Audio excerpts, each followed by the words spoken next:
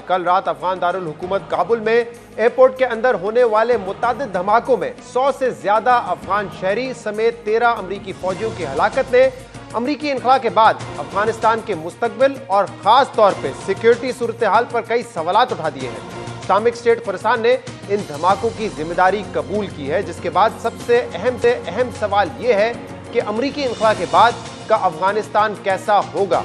20 साल की जंग के बाद अफगानिस्तान को अमन नसीब होगा या आईएस की सूरत में दहशतगर्द हमलों का खतरा बदस्तूर मंडलाता रहेगा, और क्या तालिबान अफगानिस्तान में अमन और अमान कायम रखने में कामयाब हो सकेंगे। ये भी अहम सवाल है कि अमरीकी सदर जो बाइडेन ने कल अपने खिताब में अफगानिस्तान में आईएस के ठिकानों को तबाह करने का इंदिया दिया है, तो क्या अमरीका 31 अगस्त के बाद भी अफगानिस्तान पर फिजाई हमले जारी रखेगा।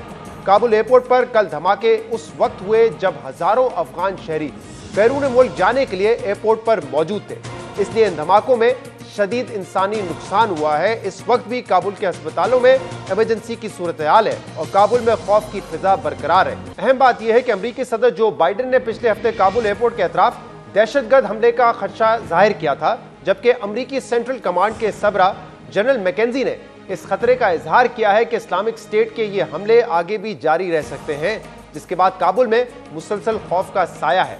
कल अमरीकी फौजियों की काबुल एयरपोर्ट पर हलाकतों के बाद अमरीकी सदर जो बाइडेन ने अपने अहम पॉलिसी बयान में यह कहा है कि इनखला 31 अगस्त तक मुकम्मल हो जाएगा, और साथ में उन्होंने यह भी ऐलान किया है कि अमरीका इस हमले के जिम्मेदारों यानी कि इस्लामिक स्टेट खुरासान से बदला जरूर लेगा, जिसने अपने कमांडरों को हिदायत भी जारी कर दी है। Carried out this attack, as well as anyone who wishes America harm, know this: we will not forgive. We will not forget. We will hunt you down and make you pay. I will defend our interests and our people with every measure at my command. We will not be deterred by terrorists. We will not let them stop our mission. We will continue the evacuation. I've also ordered my commanders to develop operational plans to strike ISIS-K assets, leadership, and facilities. We will respond with force and precision at our time, at the place we choose, in the moment of our choosing. Here's what you need to know. These ISIS terrorists will not win. We will rescue the Americans who are there. We will get our Afghan allies out, and our mission will go on. America will not be intimidated. अमरीकी सदर Joe Biden कह रहे थे कि काबुल हमले का जवाब दिया जाएगा। जवाब कब और किस वक्त देना है, इसका फैसला अमरीका करेगा। सदर बाइडेन ने यह भी कहा है कि उन्हें अब तक ऐसा कोई इशारा नहीं मिला कि दाइश हमला तालिबान के ताउन से हुआ हो। इस वक्त दुनिया के मुख्तलिफ ममालिक का अफगानिस्तान से इनखला जारी है। अमरीका के सिर्फ 1000 शहरी काबुल में रह गए हैं और बरतानिया ने इनखला का अमल 31 अगस्त से पहले मुकम्मल करने का कह दिया है। काबुल से जर्मन फौजियों का इनखला मुकम्मल हो चुका है, जबकि ऑस्ट्रेलिया ने भी अपने तमाम शहरियों और फौजियों को अफगानिस्तान से निकाल लिया है।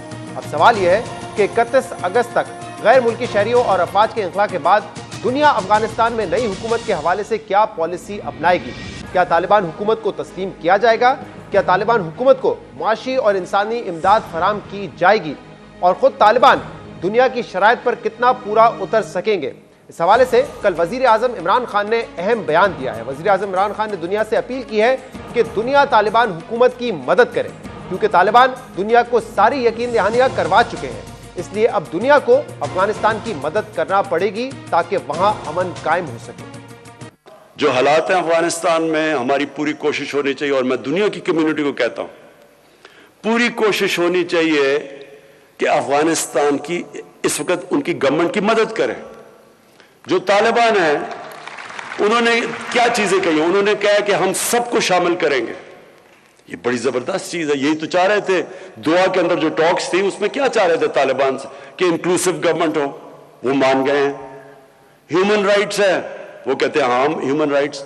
एमनेस्टी उन्होंने सबको माफ कर दिया है, और उन्होंने कहा कि हम अपनी जमीन इस्तेमाल नहीं होने देंगे दहशतगर्दी के लिए। यही दुनिया चाहती थी।